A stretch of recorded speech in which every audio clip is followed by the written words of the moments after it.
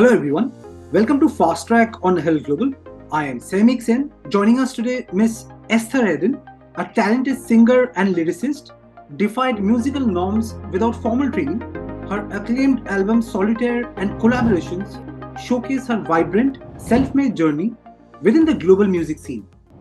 So let me begin by asking you, what inspired you to pursue a career in music? Oh, that's a loaded question because my mom, she used to be a jazz singer back in Sure. India. She she's done amazing things there. She sang for the first cola ad. She used to sing with an artist Oh called wow. Remo. Yeah, she's great. But because she used to sing all the time, I hated music. I couldn't stand Oh, it. So I only got into music when I was 13 and my dad got me my first guitar and okay. I sort of taught myself how to play it. Then I started posting some videos on YouTube, my first cover of I'm Yours by Jason Mraz. And then I got some good feedback. So I was like, okay, this is something I enjoy. And my mom had said, you can't do music unless you take it very seriously and you do the True. best in whatever you do. It doesn't matter. Um, so she said, if you're doing music, you have to write your original music. So I ended up writing my first song, and it sort of went from there. I had my big break. I got very lucky. At the same time, I kept working on it. Of course. So, how was the experience of premiering your debut single Phoenix? So that was an interesting story as well. I wrote Phoenix due to my experience of being bullied online mainly. Um, So when I wrote Phoenix, if you know what the symbolic meaning of it, it means rise from the ashes. So when I used to be bullied, I don't know, I just kind of felt like it was one of those tough times I had in my life. Um, and yeah, I wrote Phoenix. It was the first song I released. Wasn't the first song I wrote. The first song I wrote was Is This Love? And if you have questions on that later, Of that's course. sort of my big break into the music scene. But yeah, we decided to release Phoenix because it just seemed like the song that my label liked, I also liked, and it was a song I recorded, I think, within a week of writing it or two Okay. weeks. It just happened very quickly, and I had a lot of good feedback. Okay. So it was surreal. Oh, that's really nice. Okay. So, tell us about your collaboration with JCJ. So I wouldn't necessarily call it a collaboration, Okay. um, but that's what I call my big break, which very few people get to experience, but I've been so grateful and blessed to have that opportunity. When I was 16 years old, our school had won a radio competition that I didn't even vote for and I didn't even know about. And the next thing I knew, Jessie J was coming to our school just before she performed at this huge festival here at Dubai. So coincidentally, I wrote my first song 2 weeks before she was coming. And because I was one of the most like musical students in the school, my school asked me to, organize the music event. And I was like training the other students and like organizing which songs we sing and things like that. But they told me I couldn't sing my original song. But Okay. my mom, on the other hand, was like, you have to. This is something you have to do. So they said no. On the day of the event, I went directly to the radio jockeys, Chris Fade, along with two friends who I played the song for. So no one had heard the song at this point other than my mom and these two friends of mine at school. They were like, you have to sing it. So I think I had Nestor, my friend on one hand, and Gopika, my other friend, on my other hand, and both like just holding hands going to the RJ being like, can I please sing this song? And they were like, you have to let her on stage. And he said they were running out of time because Jessie J had her concert the same evening Okay. and they had to leave our school to go for her sound check at the event. So they were like, we're running out of time. And as soon as she finished performing on stage, he suddenly announces on the mic, hey, I know we're running out of time, but we have this 16-year-old girl who has an original song for you, which was called Is This Love?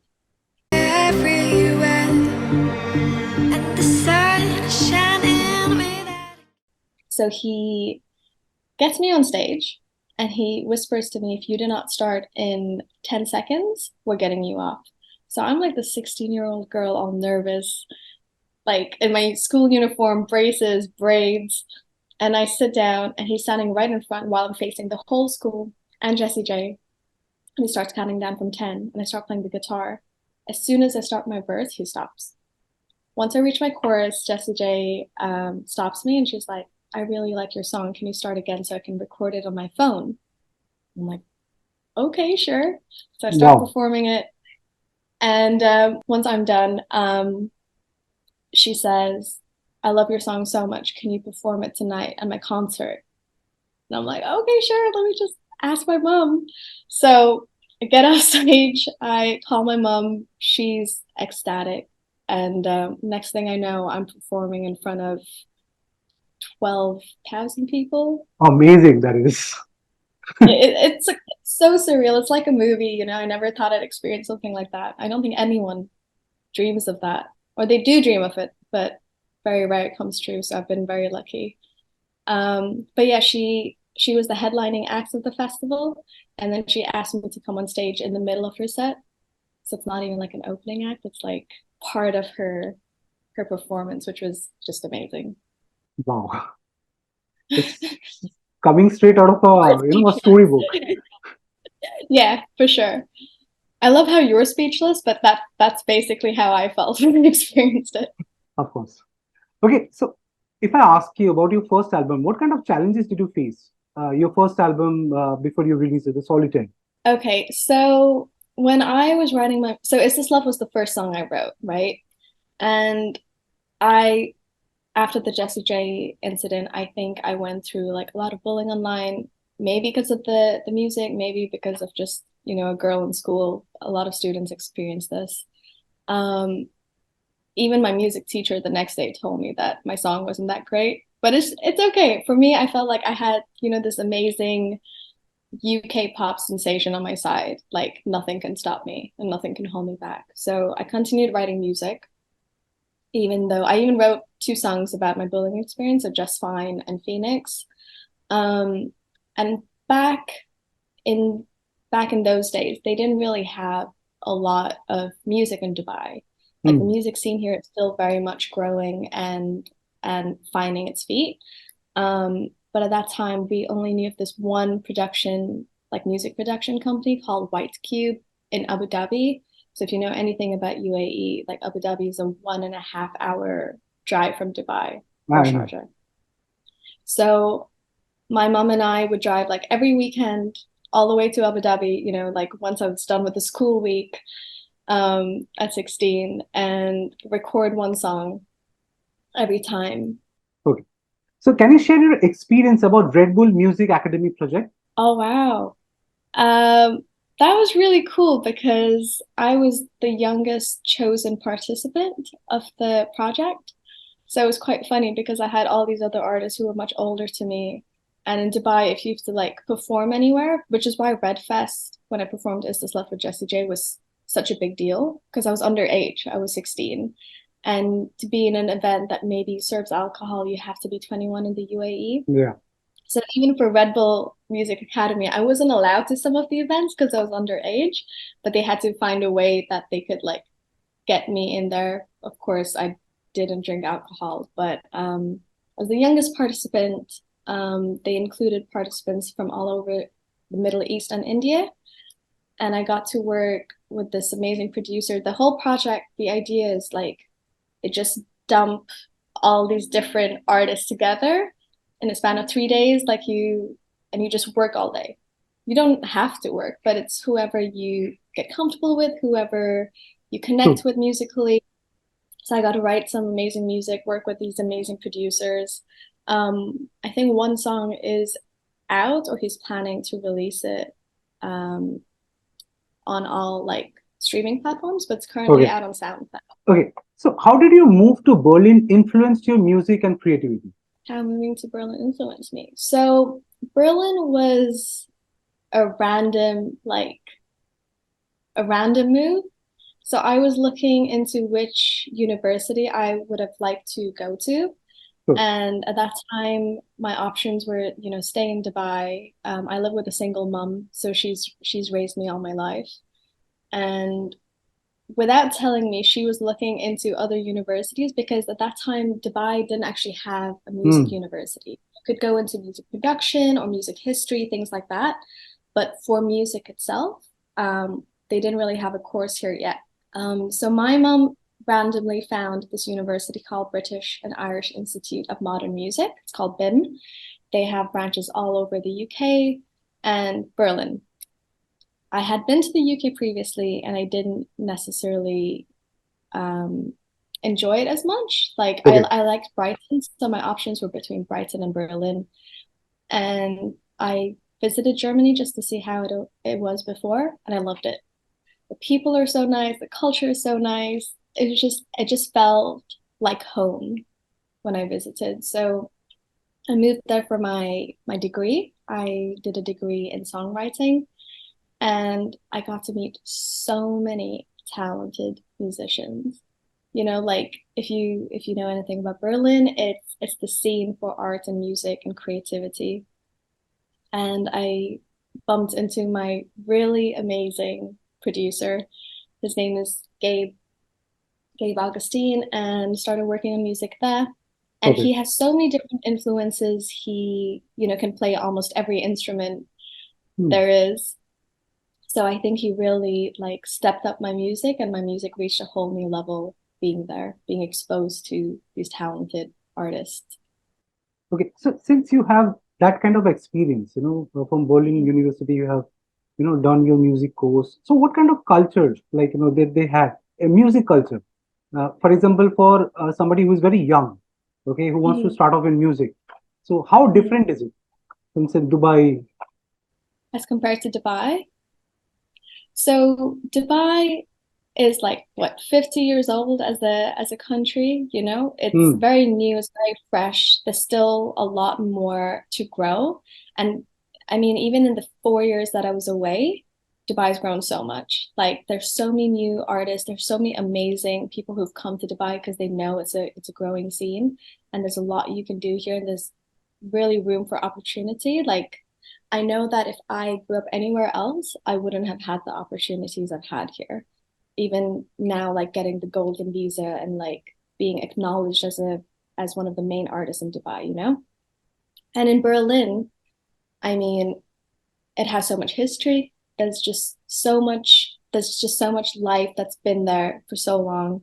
And they've really cultivated the music scene there. It is like what the third biggest music scene in the world. Hmm. So being a part of that, being able to meet different artists from all walks of life, because Berlin is very multicultural. Um, I do think that has really, you know, changed my music for the better. Okay. So, like, you have been writing songs, you have been singing songs. So, what Mhm. kind of message do you want to pass on to your listeners? So for me, I write music because one, I like expressing myself. At the same time, I like inspiring people. I know that's very cliche, but I do write because I do want to inspire people and have them connect to my music. So I've written about, you know, bullying, love, heartbreak, whatever. And when I receive messages of people that say, whether it's through my social media content or my music, when people just send me a message being like, oh my God, that meant so much to me. You know, I've been through the same thing. That means a lot to me. And that's what inspires me to continue writing. Um, so yeah, I write because I just want people to connect and people to feel like they're part of something. Okay. So, what has been the inspiration behind your recent singles, My Own Way, Easy, and Help? Oh wow. My own way. I wrote that because it's sort of influenced by, you know, when someone takes you for granted. Can you relate to that? Yeah, yeah, of course. Okay. So it's just when someone takes you for granted and you feel like, you know what, if you don't know how to appreciate that, then I'm just gonna go my own way. So that it's sort of like a sassy thing of like, if you listen to the lyrics, I've written it in such a way that those are words I would never say in real life. Like I think I'm too shy to say those things, but I was able to write it in a song and express myself that way. Infatuation, more like the simulation. Playing pretend time to time, acting like your mind well. Um, Easy, on the other hand, surprisingly did really well in Europe. It reached like 800,000 streams, I think. Um, Easy I wrote because I had a friend in Berlin who, was going through social anxiety and depression. Okay.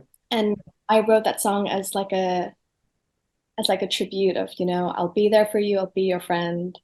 Um, and it's weird. The more I sing it, music like changes meaning to me, or my songs change meaning to me. I don't know how people connect with it and how they find meaning to it. But for me, it's like every time I sing it, as time moves on, it means something else. So the longer I sang it, I felt like I can feel that, I feel like I need to be there for myself. Help is, sorry, the third song you mentioned. Help I wrote because it's sort of when you meet someone new and you feel like you don't know where you're at. So Okay. it's that confusion of like, like, do you want to be closer? Do you want to be far away? Like, what is this game that people play when you meet someone new?